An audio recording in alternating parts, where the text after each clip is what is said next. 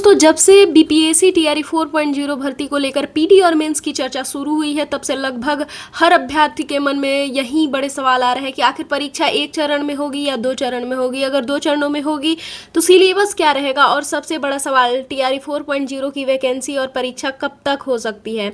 आज इस वीडियो में मैं इन्हीं सभी सवालों पर विस्तार रूप से चर्चा करने वाली हूँ। अगर आप भी बीपीएससी शिक्षक भर्ती की तैयारी कर रहे हैं तो इस वीडियो को अंत तक जरूर देखें और हमारे चैनल रिद्धि पांडे को सब्सक्राइब जरूर करें। चलिए अब सीधे मुद्दे पर आते हैं। सबसे पहले बात करेंगे पीटी और मेंस के संभावित सिलेबस की।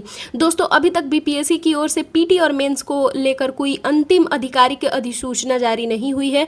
पहले कई जगह यह जानकारी सामने आई थी कि परीक्षा एक ही चरण में होगी, लेकिन अब लगातार पीटी और मेंस की चर्चाएं सुनने को मिल रही हैं।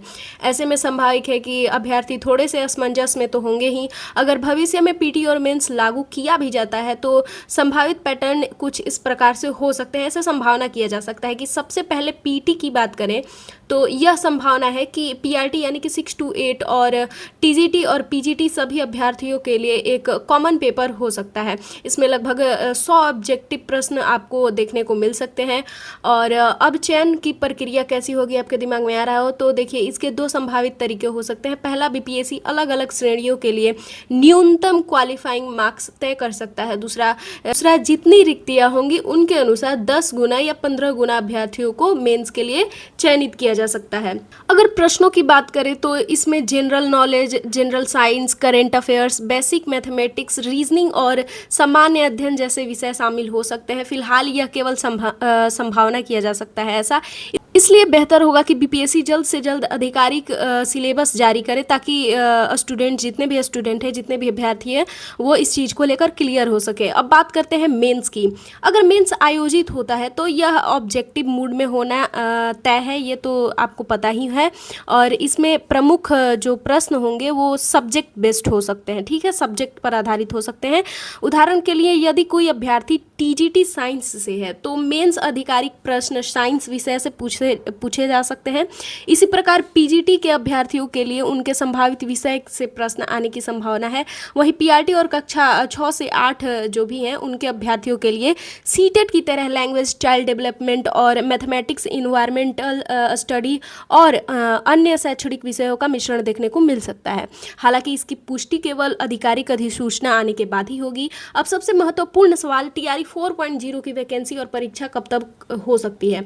अगर जुलाई के अंत तक या अगस्त के पहले सप्ताह तक विज्ञापन जारी हो जाता है तो आवेदन करने की प्रक्रिया पूरी होने के बाद परीक्षा आयोजित की जाएगी, ठीक है। यदि परीक्षा एक ही चरण में होती है तो सितंबर के अंतिम सप्ताह या अक्टूबर के पहले सप्ताह में परीक्षा होने की संभावना मानी जा सकती है। लेकिन अगर पीटी और मेंस दोनों लागू किए जाते हैं तो पहले सितंबर अक्टूबर में केवल पीटी आयोजित होगा और उसके बाद मेंस की परीक्षा कुछ समय बाद कराई जा सकती है, ठीक है। दोस्तों, फिलहाल सबसे बड़ी समस्या यही है कि अभ्यर्थियों के पास आधिकारिक सिलेबस नहीं है।